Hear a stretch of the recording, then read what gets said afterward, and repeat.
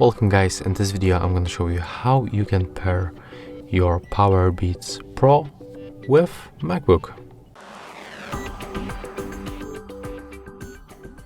So first of all, you have to open the case, put them inside, and then click and hold this button until the indicator on the front starts blinking white. There it is. Keep that case open and put it close to your MacBook. Next, you have to go for the settings. You have to open the Bluetooth. Turn it on by tapping on this switcher and find Nearby Devices.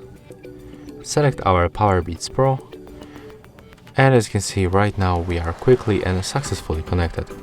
And that's it for this video. If you find it helpful, remember to leave a like, comment and subscribe to our channel.